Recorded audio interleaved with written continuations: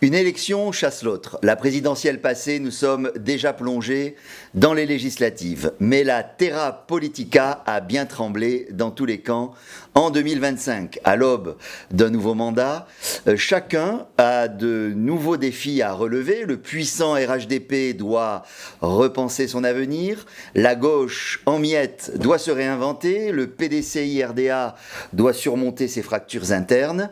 Le tout dans un contexte international lourd de menaces auxquelles la Côte d'Ivoire doit faire face. Avec nos invités, nous tenterons d'éclairer tous ces sujets importants. Vous êtes dans Droit dans les yeux spécial.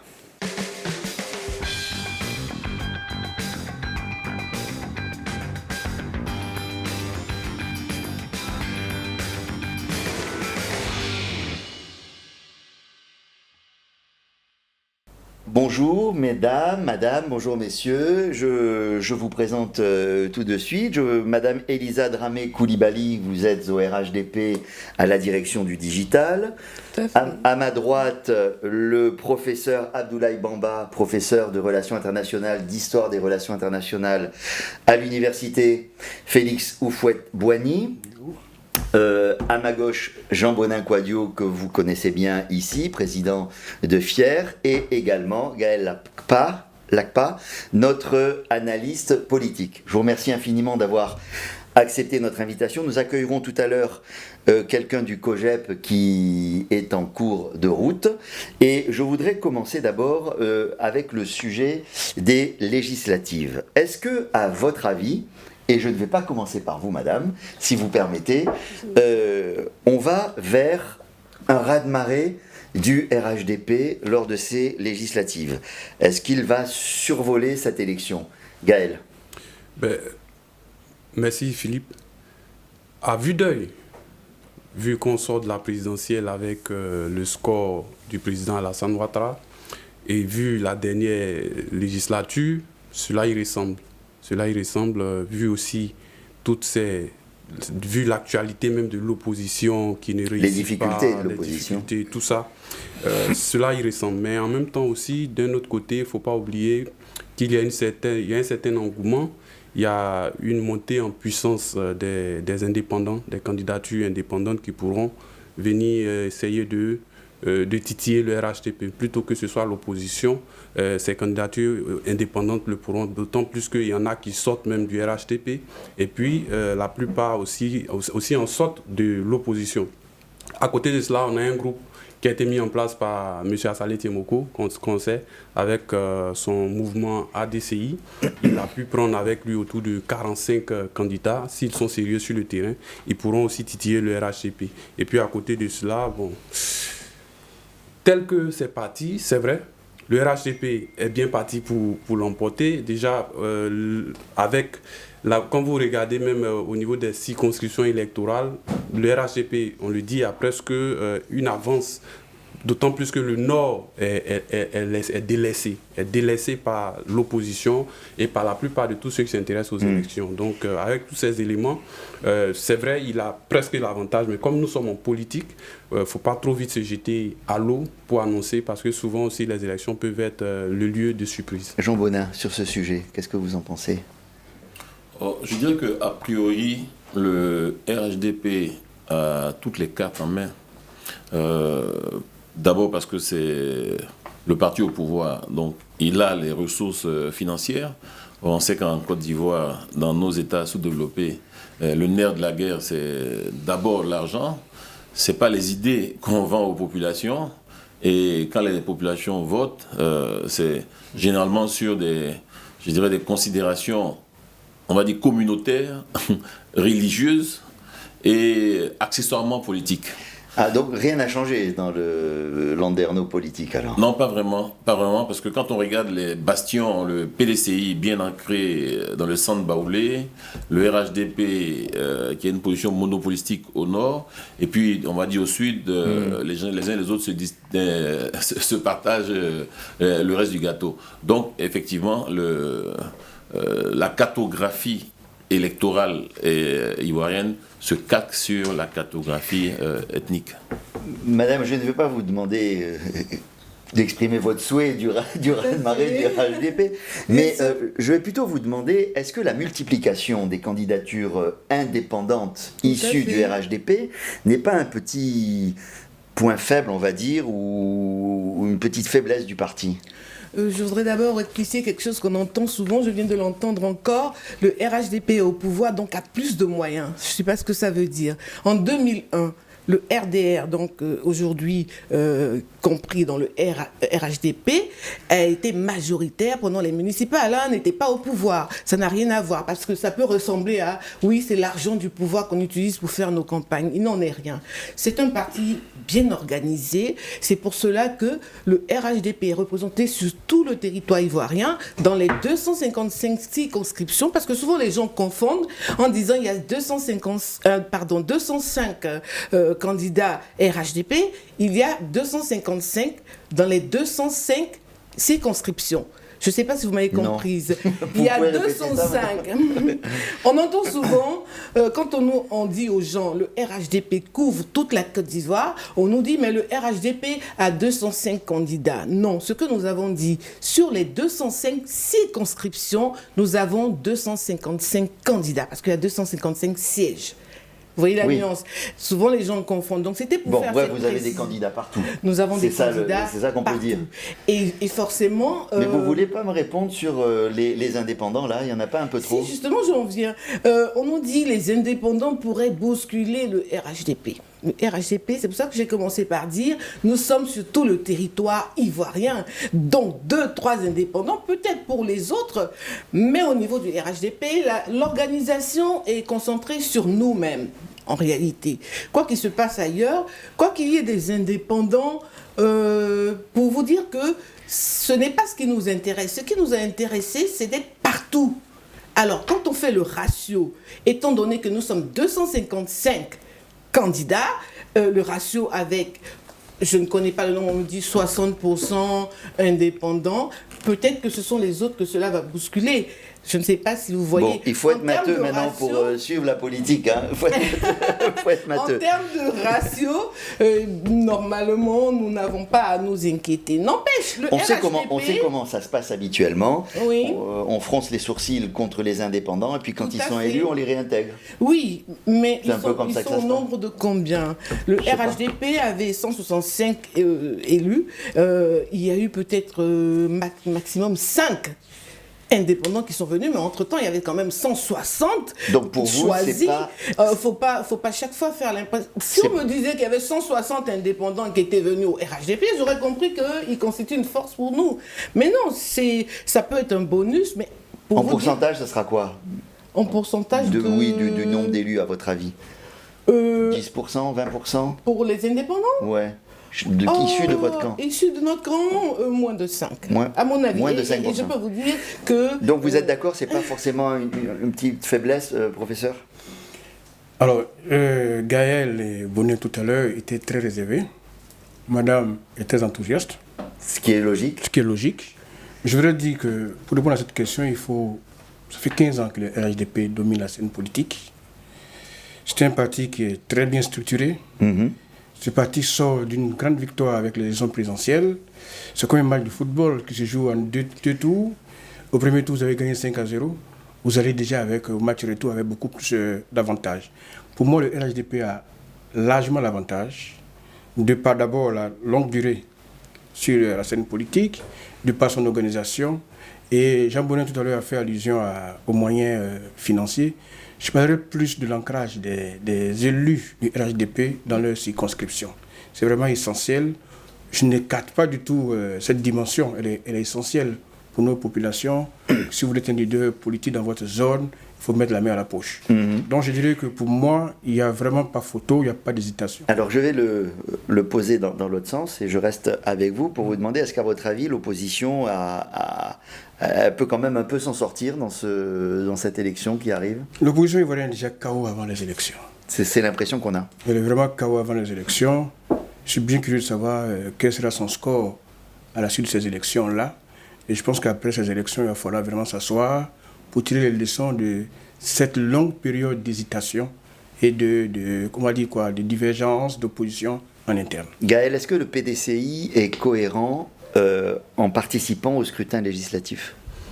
Oui, si je m'appuie sur l'aspect historique, ça a été déjà, c'est du déjà vu. Ça a été le cas en 2021. On se souvient, après la désobéissance civile, le CNT, il n'était pas allé à la présidentielle. Et puis, en 2021, lors des législatives, avec les autres partis de l'opposition... Pourtant, c'est la même commission électorale, c'est la même liste, c'est tout ce qu'ils critiquaient. Ils vont utiliser les outils. Voilà, en fait, si vous voulez, le PDCI, à cette fois-ci, peut-être n'a pas tiré les leçons de ce qui s'était passé en 2021 et pour la présidentielle, refait ce qu'ils avaient déjà fait qui n'avait pas marché. Mais je me dis que, vous voyez que le PPACI, par exemple, a décidé de boycotter pour rester logique dans la même stratégie qu'ils ont utilisée à la présidentielle.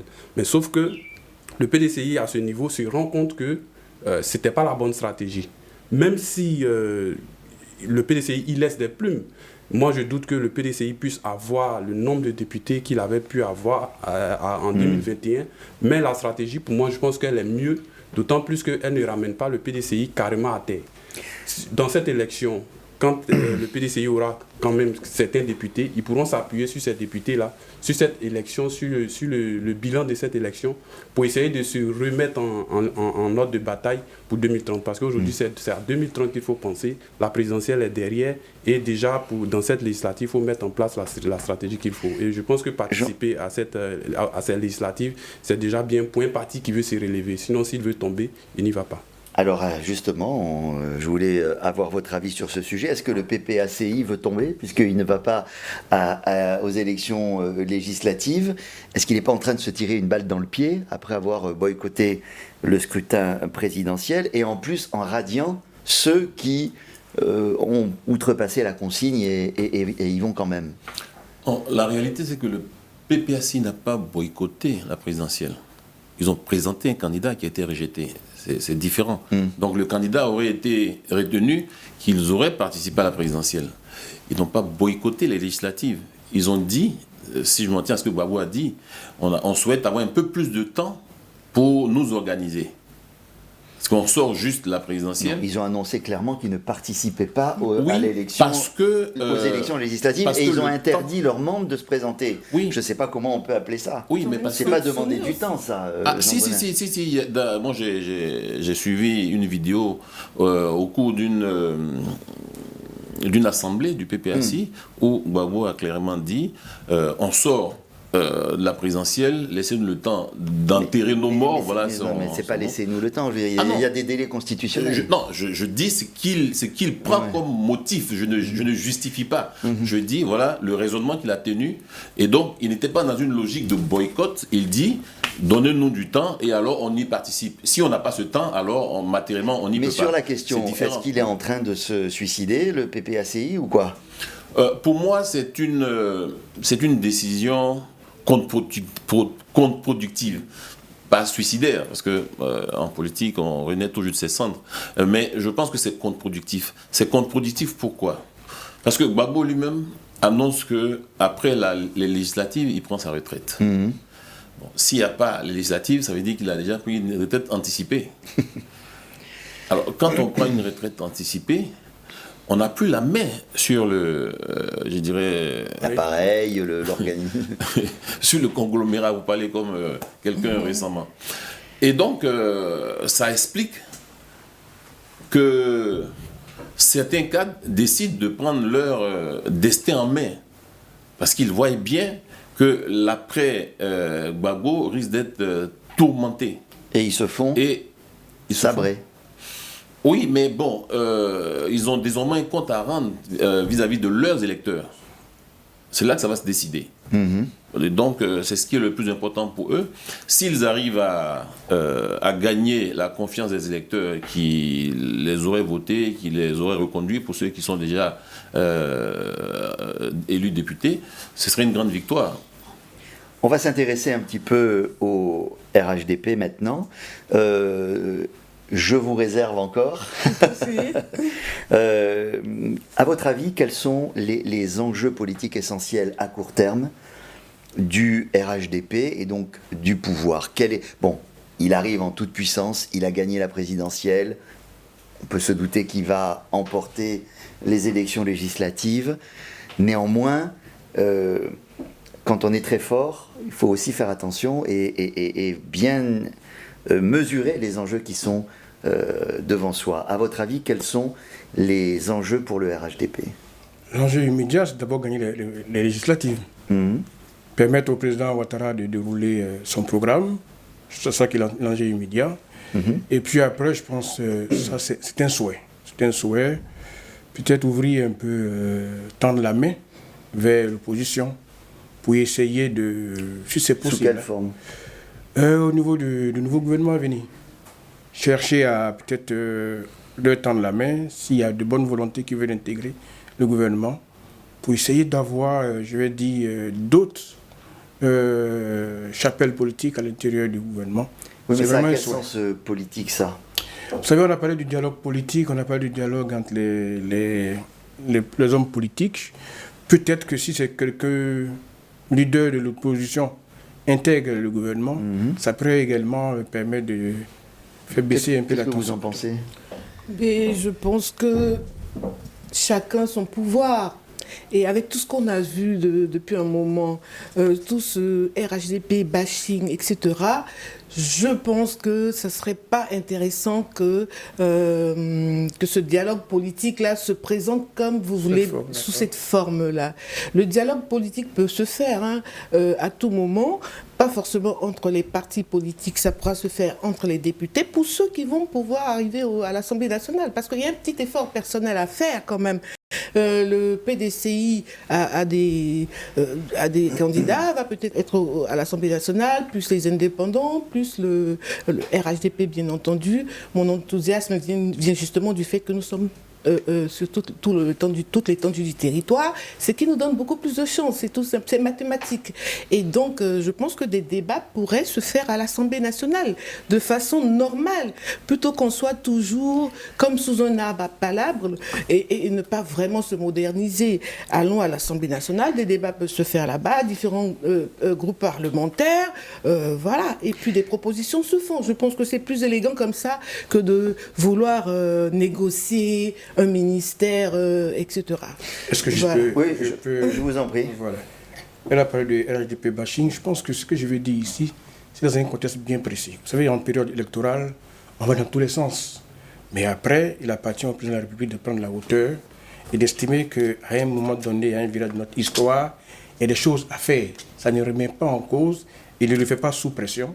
C'est en ayant toutes les cartes en main qu'il pourrait décider éventuellement d'un tel scénario. C'est ce que je veux dire. Jean Bonin, à votre avis, les défis que doivent relever, dans sa toute puissance, j'allais dire, le RHDP à court terme? À court terme... Moyen terme, moyen terme. On va dire, à court terme, comme il a dit, c'est les législatives. On sait que les législatives, le RHDP va les gagner. À moyen terme, ça va être la question de la cohésion interne. La cohésion interne. Dès l'instant où le chef va se retirer en 2030, il est peu probable qu'il se représente en 2030. Évidemment, les ambitions vont s'affirmer, les clans vont se former. Et la succession? Et justement, donc... Quand vous dites cohésion interne, oui, vous pensez succession? Je pense succession. Voilà. Donc ça va être le grand enjeu. Déjà, on sent, sans être au sein du RHDP, qu'il y a des clans qui peut-être sont encore sous le boisseau, qui ne s'expriment pas, mais qui sont dans les starting blocks. Comment il va pouvoir canaliser tout ça? C'est vraiment le grand défi qu'il faudra relever. D'accord avec ça, Gaël? Alors, je dirais en 3 ou 4 points. Tout dépend de... Mais voilà. En tout cas... Il faut que ce soit short, je le sais, c'est pour ça, sinon il y en a bien de points. Mais je vais parler déjà du premier défi. Ce n'est pas la victoire du RHDP. C'est déjà, déjà acté. Mais c'est l'organisation de ces élections législatives. Dans l'organisation, comment ça va se passer? J'espère bien qu'on ne se retrouve pas encore avec des personnes en train de se plaindre de casse, de vol d'une, de vol de victoire et tout. Je souhaite que, en tout cas, c'est à ce niveau que se retrouve le défi. Deuxième élément, c'est ce que Jean Bonin disait tout à l'heure, c'est en interne au niveau du RHDP. Le président Ouattara, il est dans son dernier mandat. Moi, je ne doute même pas là-dessus. Deuxième mandat de la Troisième République, on ne s'attend pas à autre chose. Il en a fini. Et il faudrait qu'il puisse réussir le passage du relais en interne. Et cela, ça va se jouer déjà au niveau des législatives. Et puis, lorsqu'il fera le remaniement, comme c'est quelqu'un qui est beaucoup imprévisible aussi, on ne peut pas prévoir ce qu'il va faire. Mais c'est aussi quelqu'un d'assez conservateur. Il aime bien garder ses systèmes, ses équipes, ses visages. Oui. Je parle sous votre contrôle. À ce niveau, effectivement. Mais en même temps, il peut être très La imprévisible. transmission générationnelle aussi, on en a parlé. Oui. Donc, Mais il y aura des réglages. Ça veut dire que dans l'organisation du parti, dans aussi la chefferie, j'allais Tout dire, à fait. et les cadres qui sont quand même Exactement. anciens, on peut s'attendre à des changements. Pas pour les anciens qui vont maintenir leur poste, mais je pense qu'il peut y avoir des réglages qui puissent permettre à de nouvelles têtes ou alors de nouvelles énergies d'intégrer. Mais j'avais pas fini. C'est un avis. Non, j'en profite. Comme vous n'avez pas fini, j'en profite. Ah, il n'est pas équipé. On va accueillir Monsieur Wawa dans un instant. Venez, monsieur. Voilà, bienvenue. Installez-vous, faites comme chez vous. Pas de problème. Je vous en prie, cher ami. Alors, le troisième point, c'est la réconciliation nationale. C'est l'unité nationale. Le président Ouattara, aujourd'hui, doit pouvoir se mettre au-dessus de la chapelle politique du RHDP. Il doit pouvoir se mettre au-dessus des contradictions qu'il a avec l'opposition. Il faut qu'il puisse se mettre au-dessus de tout. Il faut qu'il soit le président de la nation. Il faut qu'il soit le père de la nation. Il faut qu'on sorte le président Ouattara des discours politiques. Il faut qu'il réussisse à réconcilier les Ivoiriens. Alors, ça passe par quoi? Il faut forcément qu'il y ait un dialogue politique. Le président Gbagbo est encore en vie, les autres membres de l'opposition sont encore en vie. Ça ne coûtera rien au président Ouattara de pouvoir les recevoir et parler avec eux pour tous les Ivoiriens, de sorte à ce que... Pardon, je fais une petite interruption. Comme ça, j'accueille Monsieur Jean Kanyou-Wawa, conseiller spécial du président du COJEP. C'est bien ça? C'est bien cela. Soyez le bienvenu. Merci. Il vient de prononcer un mot. Pendant que vous n'étiez pas là, on se disait qu'il y avait quand même une forte probabilité que le RHDP gagne les élections législatives à venir, même s'il ne faut jamais jurer de rien, parce que l'opposition est assez morcelée, certains partis n'y vont pas, bref. Est-ce que vous êtes d'accord avec ce que vient de dire M. Lapka sur l'un des enjeux pour le RHDP et le pouvoir actuellement, selon notre analyste politique, c'est de continuer sur la cohésion nationale? Mais bien sûr, la cohésion nationale est une quête, je dirais, permanente. C'est une quête permanente. Et ce serait bien et c'est louable pour un pouvoir de toujours œuvrer à ce qu'il y ait la cohésion dans un pays.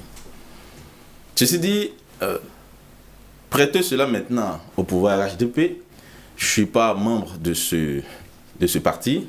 Apparemment pas. Certainement pas. Je ne suis pas membre de ce parti et au vu et au regard de ce qui se passe dans la gouvernance, je dirais que je ne partage pas l'avis. Parce que le RHDP, visiblement, est dans une posture offensive et est toujours dans la quête de grandir sa sphère politique. Vouloir la cohésion voudrait dire, pour eux, selon mon analyse, faire de la place à un autre bord politique. Et ils ne sont pas visiblement dans cette disposition. Donc c'était une suggestion du professeur Bamba ou un souhait que le pouvoir ou le chef de l'État tende la main à l'opposition après les législatives pour faire justement une petite place. Vous n'y croyez pas? Au regard des événements, je ne veux pas rentrer dans une politique divinatoire, mais au regard des événements, des attitudes et des pas que pose le RHDP depuis toutes ces années, il me semble probable que ce parti ne s'oriente pas dans cette posture. Jean Bonnin? Oui, merci. Alors, pour être franc, je crois que cette histoire de réconciliation nationale, c'est de la poudre de perlimpinpin. Pourquoi je dis ça? Parce qu'en réalité, les Ivoiriens ne se regardent pas en chien de faïence. Les politiciens se regardent en chaîne de faïence. Il suffit d'aller dans les marchés. Vous ne verrez pas des femmes baoulées d'un côté, des femmes djoula d'un côté, des femmes sénoufo d'un côté. Les gens vivent ensemble. Vous allez dans les supermarchés, on achète celui qui est le moins cher, on ne demande pas là, est-ce que lui il est baoulé avant d'acheter, est-ce qu'il est musulman avant. C'est pas ça la préoccupation des Ivoiriens. On ne choisit pas non plus sa caissière. On ne choisit pas, vous voyez. Donc, les politiciens ont des contentieux à régler. Et ils transposent ça comme un problème national. Ce n'est pas un problème de réconciliation nationale. On va réconcilier qui, contre qui ou avec qui, sur quelle thématique. Je n'en vois pas. Il y a des questions qui divisent ou qui opposent des Ivoiriens. On peut les traiter de façon, je dirais, thématique ou programmatique. On va dire par exemple la question du foncier. Est-ce que le foncier urbain doit être vendu à des étrangers ou ne doit être vendu qu'à des Ivoiriens? Est-ce que le foncier rural peut être cédé à des étrangers? Et voilà des questions. Bon, mais il y a aussi des questions qui se posent sur l'organisation des élections. Par exemple, même le président de la commission électorale indépendante a expliqué que bon, c'était terminé, qu'il fallait autre chose. C'est lui qui l'a dit, ça. Oui, mais ça, c'est pas un problème Donc ça va être quoi cette autre chose? Il va bien falloir en parler. Ce n'est pas la réconciliation. Mais c'est pas un problème de réconciliation nationale, ça. Ah, c'est un peu là-dessus aussi qu'ils Non, se c'est sont un problème écharpés, institutionnel. les partis. Oui, C'est un problème institutionnel. qui est devenu un problème politique, Jean Bonin. Oui, mais un problème politique n'est pas un problème de réconciliation nationale. Vous allez au Rwanda, les gens se sont découpés la machette, ils sont entre Hutu et Tutsi, il y a un vrai problème de réconciliation. On n'a pas ce problème en Côte d'Ivoire ici. Il y a un match de football, je vous assure, les gens iront regarder à SEC Africa, on ne demandera pas. Voilà. Donc, les Ivoiriens n'ont pas de problème. Les politiciens ont des problèmes entre eux. Il y a des gens qui estiment qu'ils ont été condamnés à tort. Il y a des gens qui estiment qu'ils sont des prisonniers politiques. Il y a des gens qui estiment qu'on les a privés de leurs droits, etc. Donc ça, c'est des problèmes de justice, c'est des problèmes d'équité, c'est des problèmes... Voilà. Mais ce n'est pas des problèmes de réconciliation nationale. Réconciliation nationale voudrait dire que ça intéresse la nation, tout. Mais ce n'est pas le problème de la préoccupation première des Ivoiriens, ça. Réaction de Mme Dramé Coulibaly. Je parlais tantôt de l'Assemblée nationale et des députés. Pendant toutes ces années, le PPACI, le PDCI ont eu des groupes parlementaires à l'Assemblée nationale. Quelles lois ont-ils proposées? Parce que c'est de ça qu'il s'agit. Quelles sont les lois proposées pour que ça décrispe l'atmosphère? S'ils pensent que l'atmosphère est crispée, ça peut se faire à l'Assemblée nationale. Il n'y a pas eu de débat, ils n'ont rien proposé. Ils ont pris leurs émoluments toutes ces années, ils sont rentrés chez eux. Donc aujourd'hui, quand on nous dit dialogue national ou alors réconciliation nationale, on aimerait bien savoir ce qu'il y a là-dedans. De la même façon que on nous a parlé de l'article 48 du Code de la nationalité, ça peut se débattre à l'Assemblée nationale. On nous a parlé de un ancien chef d'État, etc., qui est jugé, qui est condamné à 20 ans, qui veut avoir l'amnistie. Il peut y avoir une loi d'amnistie. Ça se discute à l'Assemblée nationale. Mais quand on refuse d'aller aux législatives, quand on décide de casser des urnes, quand on décide de crisper l'atmosphère politique, et qu'après on dit, mais tiens, il faut qu'on s'asseye pour dialoguer de quoi? On peut le faire à l'Assemblée nationale. Et j'invite justement les autres partis politiques, notamment le PPACI, à ne pas trop taper sur leurs indépendants. Ils pourraient leur servir à un certain moment. Professeur, oui, je vais aller dans le sens de Bonin, en indiquant un fil conducteur du président Alassane Ouattara. Après les élections de 2020, il a créé un ministère de la Réconciliation. 3 ans après, il a estimé que tous les grands pans de la réconciliation avaient été posés. On est donc passé du ministère de la Réconciliation à un ministère de la Cohésion nationale. Pour lui donc, la réconciliation est réalisée, les leaders politiques se rencontrent, les grands prisonniers politiques sont aujourd'hui des hommes libres qui mènent leur politique comme ils veulent, et donc le défi est beaucoup plus au niveau de la cohésion sociale et la cohésion nationale. Qui est une continuité. Qui n'est pas une condition sine qua non. Voilà. Gal, il y avait un 4e point dans les défis du pouvoir et du RHDP. Oh non, je laisse ce 4e point pour essayer de revenir sur ce que Jean Bonnet a dit, accompagné de madame. Alors, lorsqu'on parle de réconciliation, moi je soutiens le point de vue. Les Ivoiriens, dans l'administration, au marché, dans la vie sociale, n'ont pas de soucis entre eux. Mais en même temps aussi, il ne faut pas occulter le fait que ces Ivoiriens-là ont des leaders dans la société.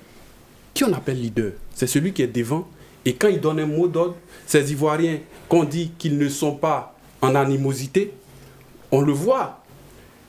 Ils vivent ensemble, mais quand les échéances électorales arrivent, quand un leader n'est pas d'accord et qu'il lance un mot d'ordre, ce sont ces populations qui ne s'agressent pas là, qui finalement, manipulées souvent, finissent par s'agresser, comme s'ils n'étaient pas ces voisins qui ont mangé ensemble hier.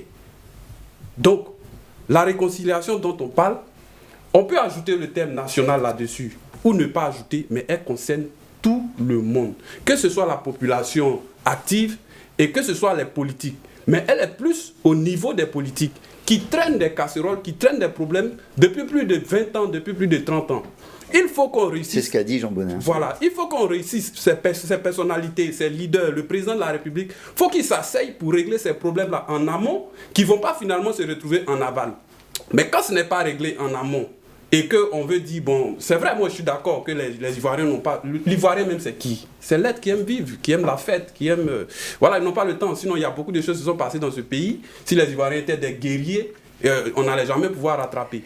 Mais sauf que les leaders, quand ils ne sont pas d'accord, vu qu'ils ont l'emprise sur une certaine partie, chacun de son côté peut revendiquer avoir 1 million, 2 millions, 500 millions de personnes. Mais quand ils lancent le mot d'ordre, ces populations-là... On ne va pas rester là-dessus. Ces populations-là finissent par suivre le mot d'ordre. Vas-y Jean Bonin, juste un mot. Je voudrais dire qu'il a mis le doigt sur quelque chose qui est important, qui est fondamental. C'est la responsabilité de la parole publique, qu'on confond avec la question du dialogue politique. Si on responsabilise la parole publique, vous verrez que les gens ne diront pas n'importe quoi, n'importe comment et à n'importe qui. Si on a réglé ça, mais c'est un problème qui se règle avec la justice. C'est un problème qui est institutionnel. C'est pas un problème de réconciliation nationale. Donc il faut travailler sur la responsabilité de la parole publique. Vous prenez en France, en l'espace d'1 an, on a eu combien de gouvernements? On va faire un dialogue politique en France, on va faire la réconciliation parce qu'il y a eu 3, 4, 5 gouvernements? Non, c'est le jeu normal des institutions. Madame, je voulais vous demander quel signal envoie le RHDP à la nation en demandant à quasiment tous ses ministres, aux vice-présidents, au Premier ministre d'aller se présenter à l'élection législative. Qu'est-ce qu'on veut dire par là? Non, déjà la loi n'interdit pas cela. Je ne dis pas que c'est interdit. Je veux dire, ils ont le droit de le faire. Ils ont le droit de le faire. Et donc, un parti politique donne toutes les chances à son parti d'avoir un maximum d'élus. Donc, je crois que le RHDP est dans cette dynamique. Il faut des candidats qui ont une certaine carrure pour nous garantir une certaine victoire. Mais après, comme on le sait, ces personnes-là ne vont pas siéger. Le ministre ne va pas siéger. Il y a un suppléant qui va plutôt siéger à sa place. Donc pour moi, ça ne dérange pas. C'est vrai que... ça va être Je peux dire à ce niveau qu'elle rejoint ce que Jean Bonin disait d'entame d'émission quand il a dit que on a besoin de moyens financiers, on a besoin du bastion. Effectivement, dans le choix des candidats du RHDP, choisir le député, choisir le ministre, vous voyez les calibres, c'est relativement à ces questions de moyens, parce que c'est ceux-là qui ont les moyens. Et quand on veut gagner à 100%, c'est ceux-là qu'il faut envoyer sur le terrain en tant que soldat. Donc, je n'ai pas parlé d'argent, j'ai parlé de carrure. Oui, non. Mais eux, ils ont le droit de parler. Mais il ne faut pas me faire dire ce que je n'ai pas dit. J'ai parlé de carrure.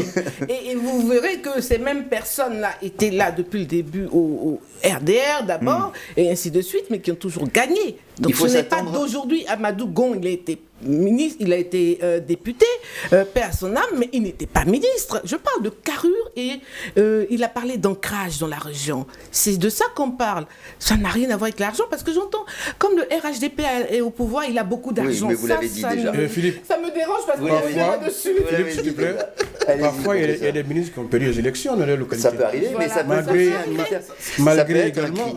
peut être un critère pour être renouvelé ou pas au gouvernement. Celui qui perd, ce sera... Tout à fait. Tout à fait. C'est pourquoi nous, le COJEP, nous militons pour qu'il y ait un plafonnage du budget de campagne. Parce que quand j'entends des gens qui ont de l'argent, cela, on va dire, réduit la fonction même de l'élu. L'élu, il est là pour quoi? Mais pour défendre le peuple, prendre position pour le peuple. Là où le peuple ne peut pas y aller, l'élu, en tant qu'individu, siège à l'hémicycle pour cela. Si tous les députés, en tout cas s'il est légiféré de plafonner le budget de campagne, vous verrez que les députés ou bien les candidats iront auprès des populations avec des projets, enfin, je ne dirais pas de société parce qu'il ne s'agit pas d'une élection présidentielle, mais avec des projets de loi qui touchent directement le vécu des populations.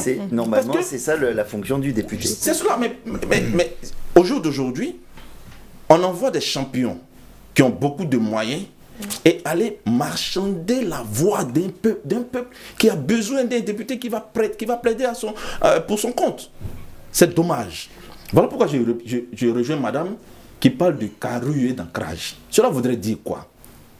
Cela voudrait dire qu'il faut ramener les élus auprès des populations. Parce que les milices, ils sont assis sur le haut de leur trône de gloire et avec des moyens conséquents, ils arrivent à se faire élire. Et ça, c'est dommage. Vraiment, il faut changer cela.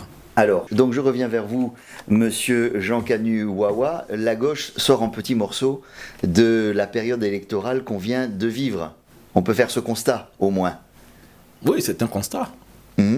La gauche est en petits morceaux, comme vous l'avez dit, et cela s'est démontré à la faveur des élections présidentielles. Les uns étaient pour les urnes, les autres étaient pour la confrontation. Et donc, ce constat est fait. Le tout, ce n'est pas de rester sur ce constat, c'est de savoir ce qu'on fait après. Justement, on va y venir, mais je voulais vous demander, puisque votre parti a soutenu Madame Yves Gbagbo pendant la présidentielle, est-ce qu'à votre avis, ça a été une erreur d'avoir par exemple deux candidats, Madame Gbagbo et Monsieur Domelo, qui étaient un peu sur le même segment politique quand même? Erreur, c'est un jugement que je ne me prêterai pas. Mais on aurait souhaité, nous, et on l'a dit publiquement, que l'idéal serait que l'opposition fasse bloc.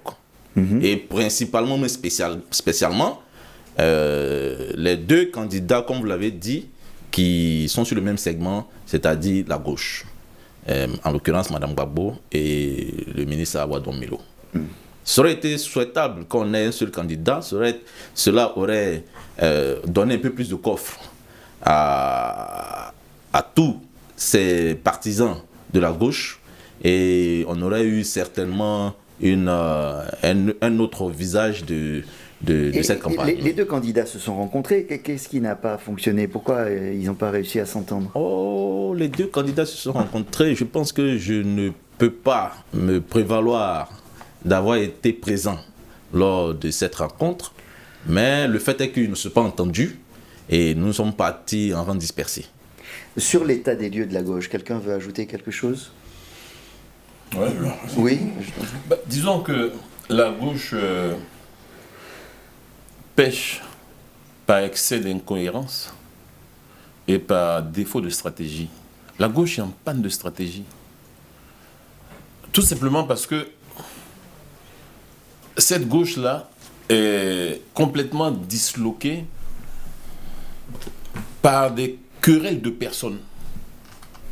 Essentiellement des querelles de personnes. Ce n'est même pas des querelles idéologiques. Vous voyez, je vais être très factuel. Hein.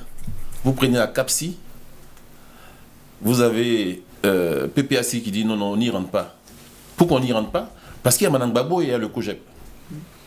Vous prenez le Front commun, Mme Gbagbo et le COGEP n'y sont pas invités. Ça, ce sont des querelles de personnes. De personnes. Voilà pourquoi ce n'est pas des problèmes idéologiques, ce n'est pas des problèmes programmatiques, de stratégie, non, c'est juste des problèmes de personnes. Alors, on revoit la même chose au niveau des législatives. Le PDCI a mis en place un semblant de coalition de l'opposition. J'ai vu que le COGEP notamment n'a pas été invité à participer à cette coalition. Résultat des courses, vous allez par exemple à Djibérois, vous avez le candidat du COGEP qui va à l'indépendant, puisque le COGEP n'est pas légalement constitué. Vous avez le FPI qui y va, vous avez le PDCI qui y va, vous avez des indépendants PPAC. Mais ça n'a pas de sens. Ça n'a aucun sens. Ça n'a aucun sens. Plus ils sont faibles, Et plus ils sont divisés face à un bloc qui est... c'est la Je pense qu'il faut pointer du doigt M. Gbagbo, l'ancien président de la République. C'est lui qui avait d'abord la mission de réunir quand il est revenu, mais même avant ça, on nous a parlé la dernière fois, M. Blé Goudet du COGEP nous a fait quand même quelques révélations, ce qui voulait dire que ces problèmes existaient avant. Simplement, ça a été exacerbé après la perte du pouvoir. Donc, je veux dire que ce qu'il en ressort, c'est que M. Gbagbo, en général, est un banc présidentiel ou bien du parti ou tout, avec l'épouse. Et cela, après, devient gênant. Alors, il faut pointer du doigt ce problème-là. Il ne faut pas faire la langue de bois. Oui, je vais venir. D'accord. Tout à l'heure, Bonnet disait qu'il y avait des problèmes de personnes. Alors, cette gauche, c'est beaucoup plus d'individualité que de collectivité. Celui qui aurait dû être, comme on dit, le leader, le fédérateur, c'est le président Gbagbo. Et quand il vient, il a dit que son rôle, ce n'était pas de réunir la gauche. Bien plus tard... Alors que c'est ce qu'on attendait de lui. Bien plus tard, il a essayé, mais je dirais que c'était un peu trop tard. Pour revenir à Blé Goudet, à Simone et Domelo, à quel moment ils ont annoncé leur candidature? Quel est le temps qu'ils ont eu pour préparer le terrain pour espérer avoir un grand score.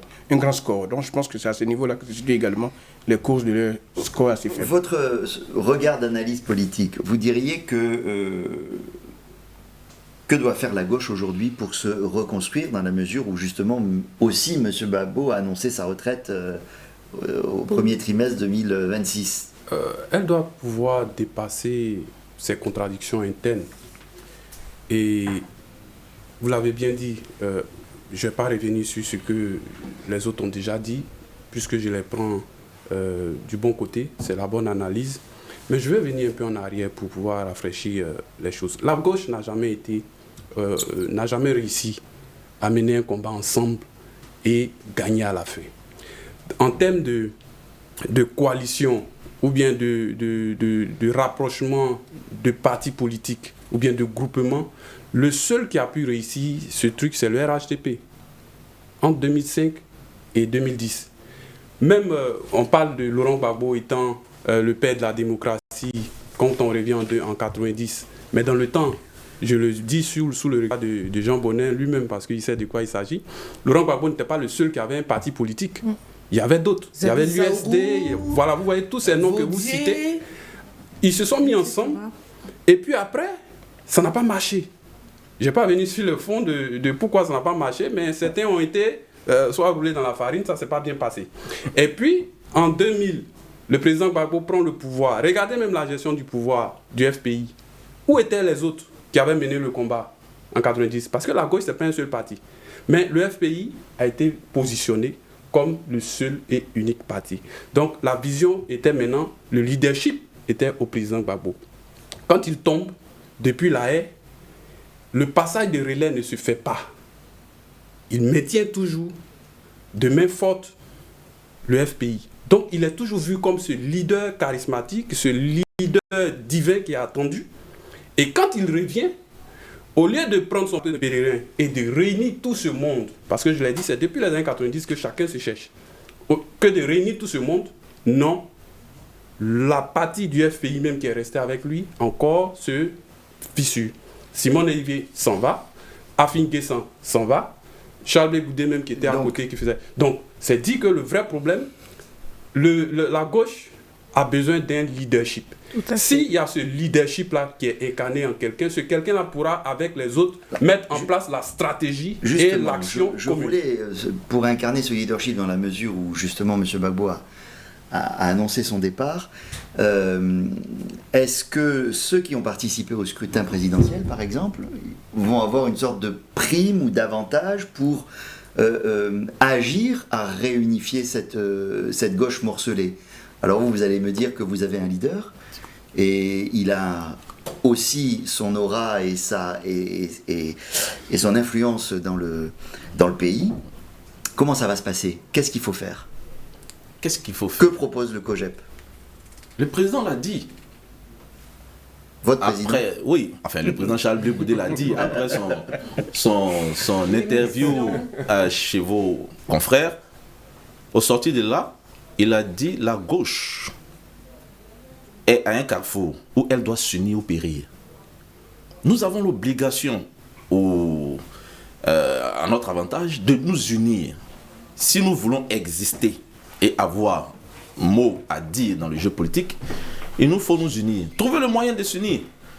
Aujourd'hui, c'est vrai que M. Jean Bonnet a dit que le problème est un problème de personne, mais moi je voudrais ajouter un problème stratégique aussi.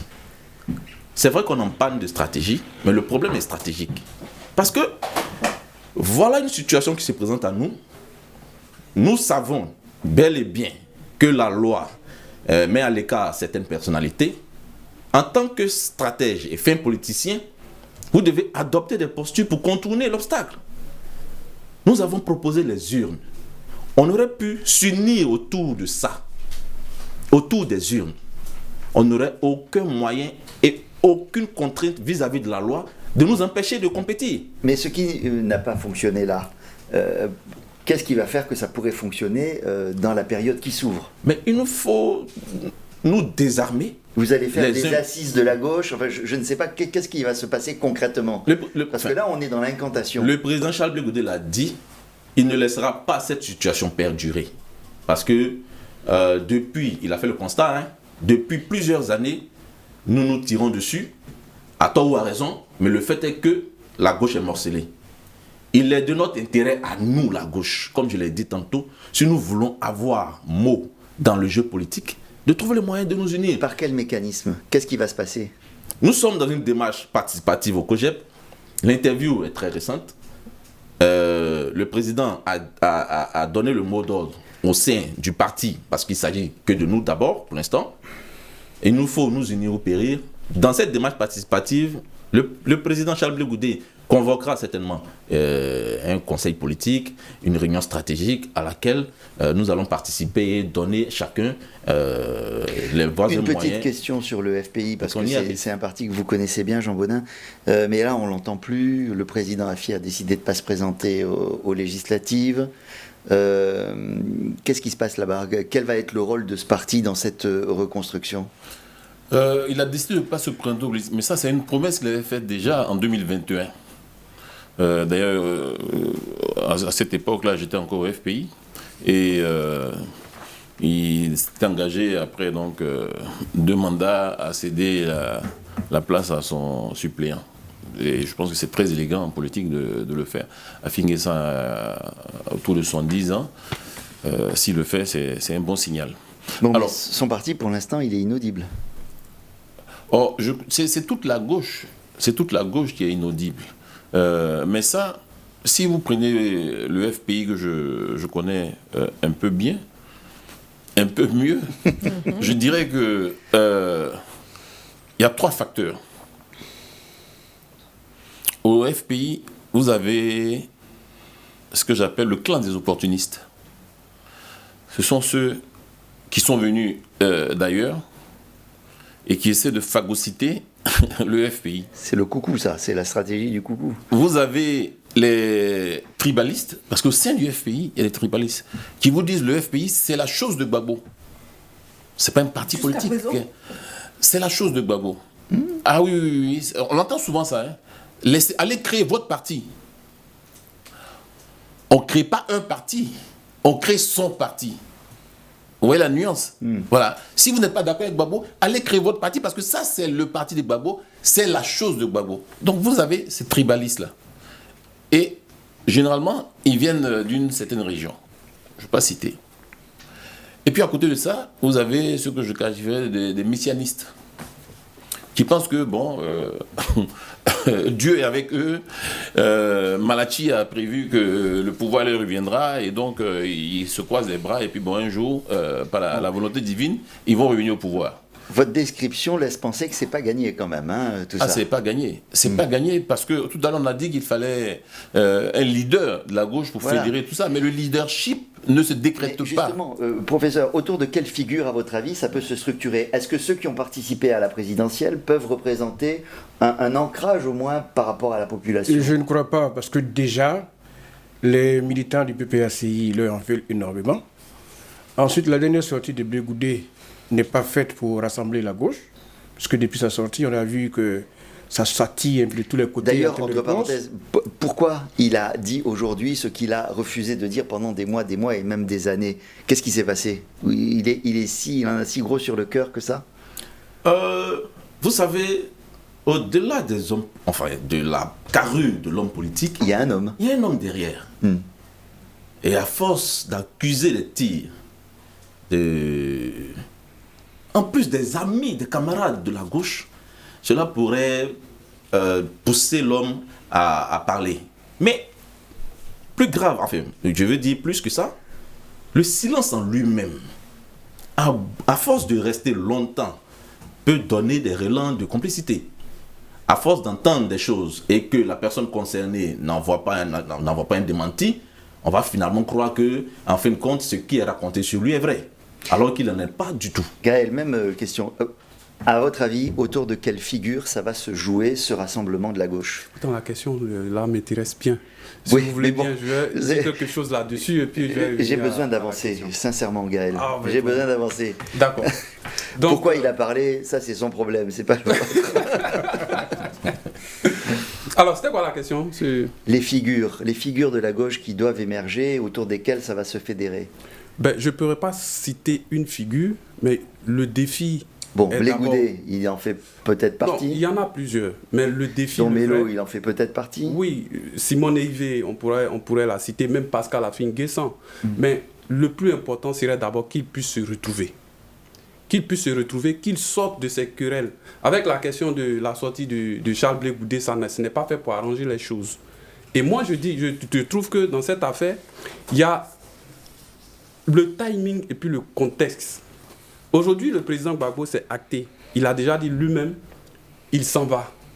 Je pense que d'ici le premier trimestre 2026, il pourra annoncer officiellement son départ. Il y a la question de la succession du président Gbagbo qui est en train de se jouer. Quand on voit le président Charles Blé Goudet sortir comme ça, c'est un fin politicien. Comme vous l'avez posé comme question tout à l'heure, vous avez dit pourquoi maintenant? Pourquoi il a pu se réserver pendant plus de tout ce nombre d'années et c'est maintenant qu'il sort? Mais c'est stratégique. Au sein du PPACI, il y a deux groupes qui sont en train de chercher à succéder au président Laurent Gbagbo. Charles Blé Goudet, se réclamant fils du président Laurent Gbagbo, c'est vrai qu'il a son appareil, mais il s'invite dans la succession. C'est ce que veut dire cette action.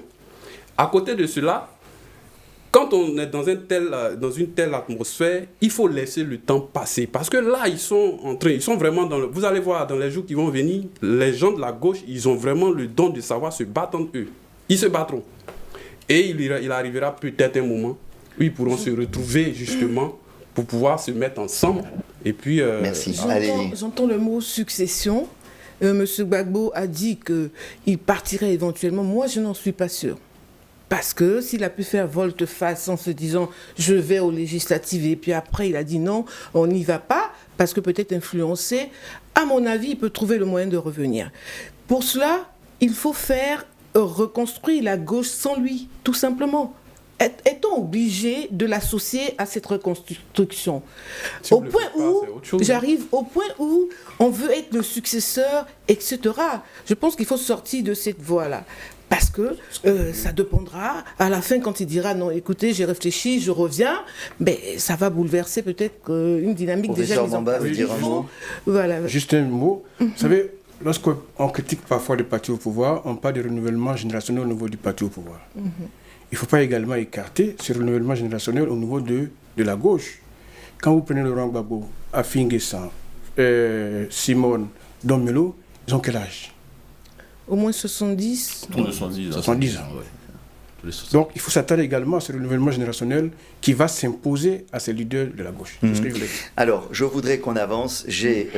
On va sauter, on va aller très vite sur le PDCI, mais je voudrais quand même vous poser à chacun une question. À votre avis, est-ce que le président Thiam sera toujours président du PDCI RDA en 2026? En un mot ou dans deux, la réponse. 2 mots. Oui, rapide, chacun. Il sera encore président du PDCI. Je n'ai pas les règlements intérieurs, les statuts du PDCI. Et je ne sais pas combien de temps peut durer un président hors du pays, loin de la machine, et rester président, je ne sais pas. On verra bien. Jean Baudin. Écoutez, un président, il est élu et il est remplacé à un congrès. Donc, dans tous les cas, sauf s'il y a un congrès extraordinaire qui est convoqué, il est censé être à ce poste-là. Est-ce qu'il en sort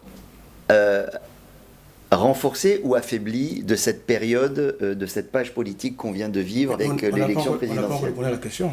Oui, mais répondez alors. Madame d'abord. Oui, je pense qu'il sera débarqué. Hein. La fronde se fait de plus en plus ressentir au PDCI. Clairement, il sera débarqué, à mon avis. Non, moi je dirais que tout est verrouillé au niveau du PDCI. Je le vois encore président du PDCI. Est-ce qu'il en sort affaibli ou est-ce qu'il sort renforcé de sa stratégie de tiens ou rien, de pas de plan B et de piloter de l'étranger? Je ne parlerai pas comme ça. Je dirais plutôt qu'il a intérêt à tirer toutes les leçons de ce qui s'est passé et préparer 2030. Alors, on va entamer la dernière partie rapidement de cette émission et on va remercier et saluer Jean Bonin Kouadio. Merci pour votre participation. Je sais que vous avez une obligation. Vous pouvez y aller, il n'y a aucun problème. On entame la dernière partie qui porte sur le contexte un peu sous-régional et international dans laquelle on est aujourd'hui en Côte d'Ivoire. Il y a un certain nombre de menaces extérieures. On vient de voir que chaque parti a ses défis, chaque parti a ses objectifs. On ouvre une nouvelle page de 5 ans de mandat. Est-ce que, et là je me tourne vers vous, professeur, la menace djihadiste sur la Côte d'Ivoire, est-ce qu'elle est toujours aussi forte? Ou bien est-ce qu'on en entend un peu moins parler parce qu'elle est peut-être mieux endiguée? Elle est forte. On entend moins parler parce que le gouvernement fait un effort énorme pour contenir cette menace. Mais le flux de migrants aujourd'hui au nord devient une source d'inquiétude pour le pouvoir ivoirien. Pourquoi? Parce que ceux qui viennent, certains sont identifiés comme des personnes en détresse. D'autres pourraient également être des menaces, puisqu'ils pourraient être infiltrés des cellules dormantes qui pourraient à un moment donné remettre en cause la stabilité du pays. Donc oui, mais tous les efforts qui sont fournis par l'État de Côte d'Ivoire permettent pour l'instant d'endiguer. Et je pense qu'il faut aussi que l'extérieur aide davantage l'État de Côte d'Ivoire à faire face à cette menace. Je voudrais poser la question à nos invités. Est-ce que vous diriez que les pays de l'AES représentent une menace aujourd'hui pour la stabilité de la Côte d'Ivoire? Une menace, je ne dirais pas. Pas les pays de l'AES, mais ce qui s'y passe. C'est pourquoi il ne faut pas rompre les relations avec les autres pays. C'est vrai que on pourrait prêter une posture aux pays de l'AES, mais cela ne doit pas être prétexte pour rompre la conversation ou les relations avec les pays de l'AES. Parce que nous avons des frontières en commun.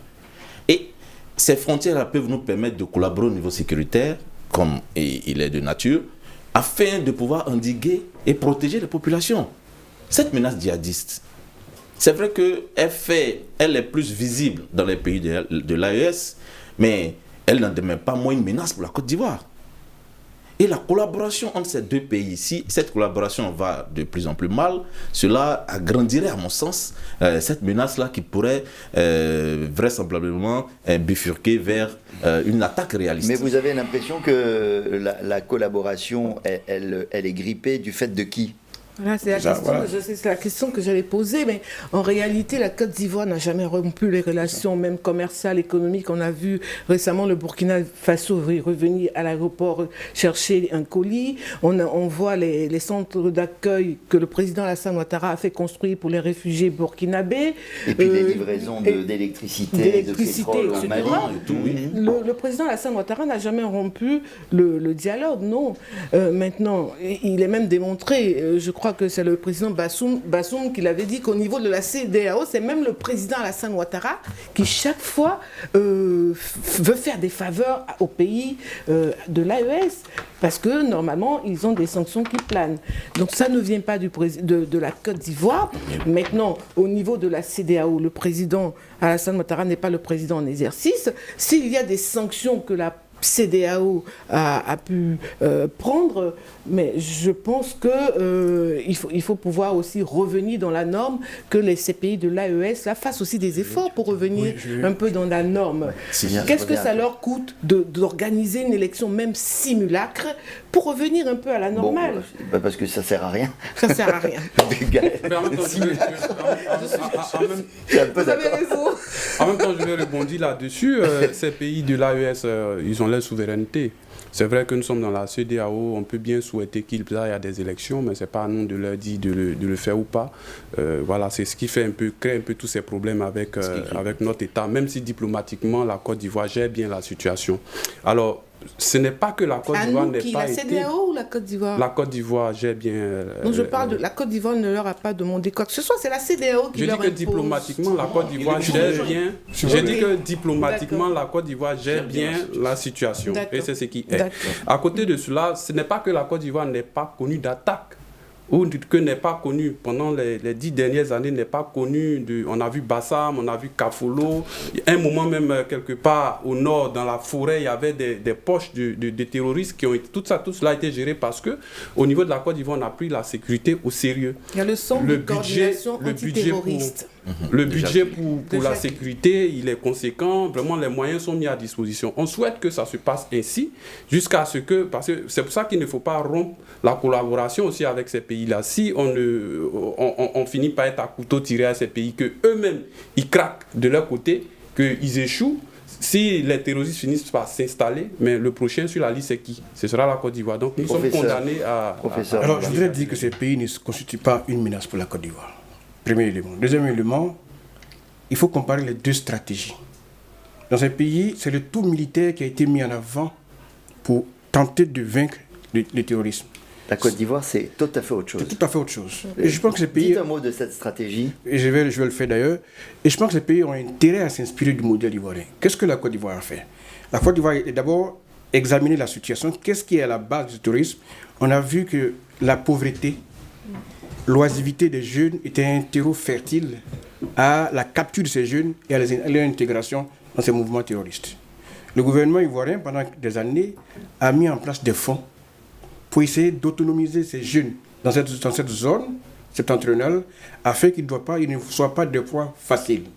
Pour la Côte d'Ivoire, donc, il fallait faire l'alliance entre la solution sociale et la solution militaire. Alors que dans ce pays, c'est le tout militaire pour des États qui sont très pauvres et qui n'ont pas la capacité de... La solution sociale qui consiste quoi? À avoir des services publics, à essayer de créer de l'activité, à réduire au maximum la pauvreté dans ces zones. Et la porosité des populations, à l'entrisme des djihadistes. Voilà. Ouais. Et ça a marché. Ouais. Ça a permis à la Côte d'Ivoire, dans le nord de la Côte d'Ivoire, et comme il a dit tantôt, sur le plan militaire, à renforcer le dispositif militaire. Or, dans ces pays, c'est le tout militaire jusqu'à aujourd'hui qui fonctionne et ça laisse des traces. Néanmoins, sur ce point également, et la dernière sortie du ministre des Affaires étrangères du Mali qui fait appel à la communauté internationale pour demander de l'aide financière, l'aide technique pour venir à bout, montre les limites des méthodes qui ont été utilisées et même ces slogans souverainistes qui ont été utilisés à un moment donné. Ils sont arrivés à une certaine réalité que seuls ne pourront pas venir à bout de ce terrorisme. Alors, tout le monde dit que les pays, il faut garder un lien, ils ne constituent pas une menace en tant que telle. Néanmoins, vous voyez bien qu'il y a tout un tas de cyberattaques et de tentatives de déstabilisation. Elles viennent d'où, à votre avis? Non, on ne sous-estime pas la menace. Nous avons des frontières tellement... Il faut aussi en parler. Non, mais il ne faut pas juste dire c'est pas... Non, on ne sous-estime pas la menace. Parce qu'il y a quand même une partie mais de tentatives de déstabiliser. Quand on voit les fake news, les cyberattaques, ça veut dire que ce n'est pas anodin non plus et elles viennent de là. Donc comment endiguer cela? Même là aussi, le gouvernement ivoirien n'est pas resté inactif. Il y a tout un dispositif de réponse qui a été mis en place pour essayer chaque fois de répondre à ces cyberattaques. C'est ce que j'appelle un peu la guerre informationnelle. C'est ça. À ce niveau également, la Côte d'Ivoire est au rendez-vous de la guerre informationnelle.